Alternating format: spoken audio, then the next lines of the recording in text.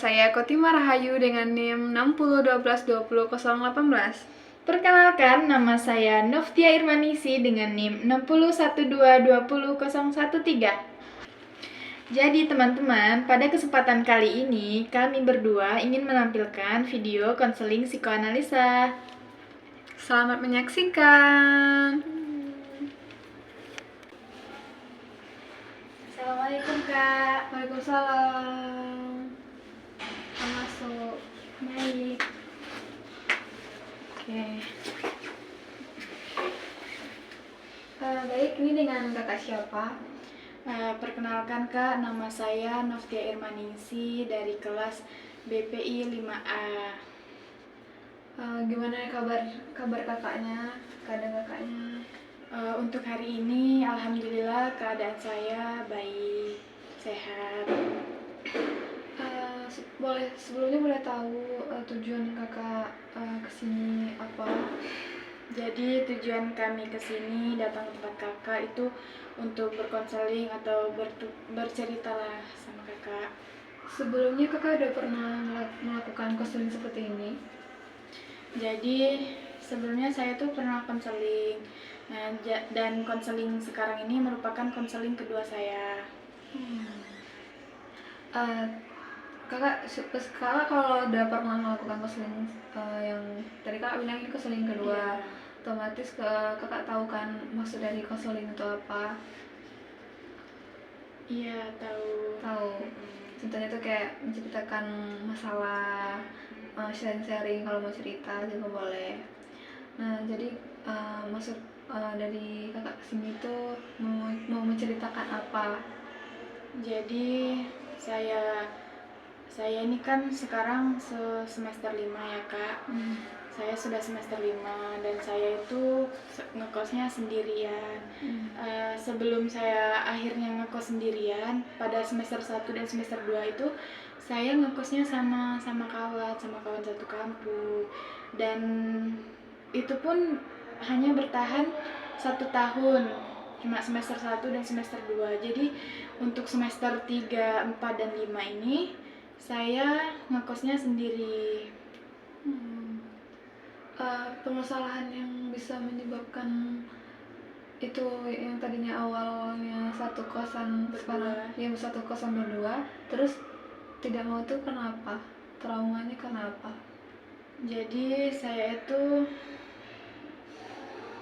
memiliki trauma kenapa saya bisa ngekos sendiri itu karena ya ini saya boleh menceritakan gitu kayak kakak? Boleh.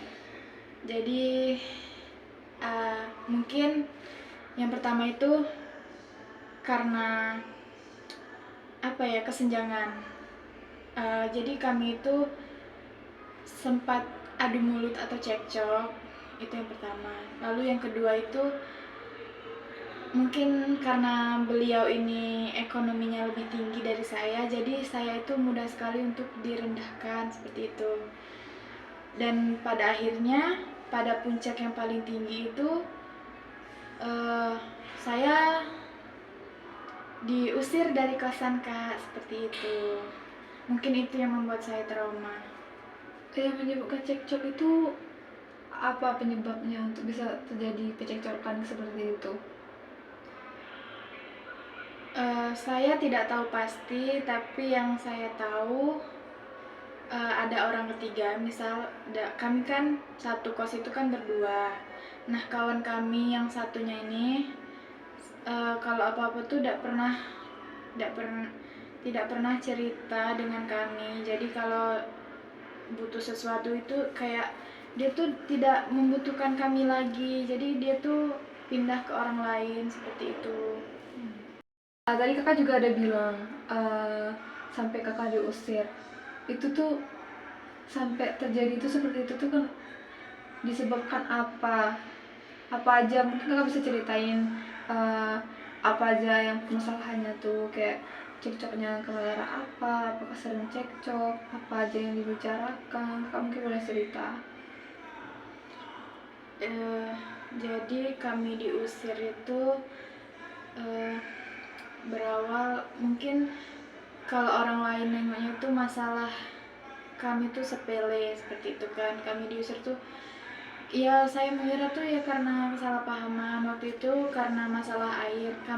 Saya tidak tahu waktu itu kalau air di kamar mandi itu habis. Ketika saya sudah selesai mandi, saya baru memutar keran dan tahu pada saat itu airnya habis. Terus beliau itu marah besar sama saya. Itu benar-benar gara-gara air yang kakak lupa untuk isi, jadi dia marah. Itu penyebab itu yang sampai kakak bisa diusir. Sebenarnya iya itu salah satunya, dan banyak lagi ya, kayak dia tuh bilang saya tuh nggak ada modal lah, saya jorok lah, pemalas, seperti itu. Berarti kakak sekarang sudah tidak lagi ngekos berdua sama kakaknya yang tadi? Atau masih? Tidak. Jadi untuk saya ngekos sama kawan saya yang itu cuma bertahan 1 tahun, semester 1 dan semester 2. Dan satu hal yang membuat saya sakit itu perkataan-perkataan yang seharusnya tidak beliau lanturkan kepada saya. Itu yang membuat saya sekarang ini tuh trauma oleh perkataan-perkataan yang telah dia sampaikan pada saya. Traumanya sampai kakak tidak mau lagi untuk satu kosan berdua? Tidak. Solusi dari saya tuh pastinya kakak tuh harus menjaga hubungan baik dengan temannya. Terus kakak sekarang masih berinteraksi dengan temannya atau berkomunikasi sama temannya lagi? Tidak, saya semenjak saat itu tidak ada komunikasi atau interaksi apapun bersamanya. Kakak pernah ini nggak kayak minta maaf atau secara lewat teman, atau nggak langsung gitu bicara langsung gitu? Tidak. Kayak mana ya, saya ini bukan bukan tidak merasa tidak bersalah. Ya pastinya saya merasa ada salah hingga menyebabkan ya kami itu diusir dari kosan.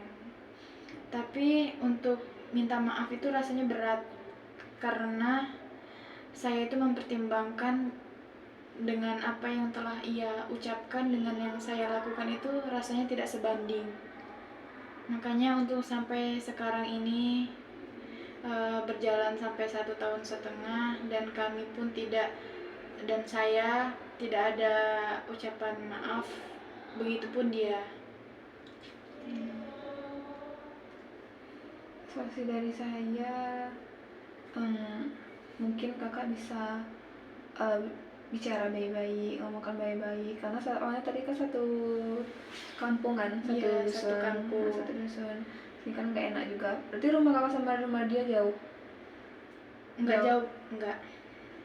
Mungkin bisa ini kan teman sekolah mungkin, atau emang teman dusun atau gimana? Jadi saya ketemu teman itu satu kelas, satu SMA.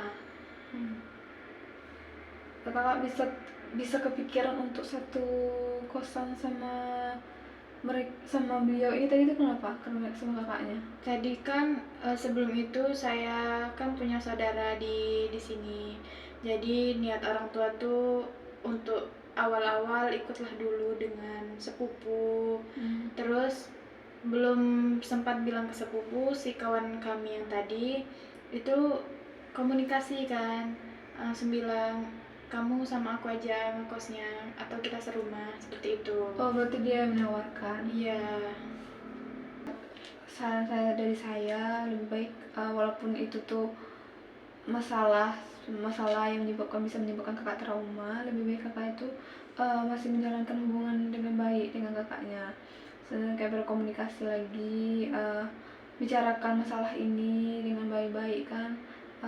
Siapa tahu kemarin itu karena masih emosi, jadi belum bisa untuk mengungkapkan rasa bersalah, minta maaf gitu kan, membicarakan lebih baik. Sekarang kan karena sudah berlalu, jadi lebih baik kakak membicarakan secara baik-baik gitu. Masalahnya apa, jadi biar komunikasinya biar bisa baik gitu. Kalau seperti itu mungkin saya bukan tidak langsung ya Kak, mungkin perlahan saya itu benar kata kakak tadi, mungkin kemarin kami itu sama-sama tersulut emosi, jadi susah untuk mendengarkan mana yang baik. Mungkin untuk kedepannya kami bisa membuka hati dan dia juga menerima atas permintaan maaf saya.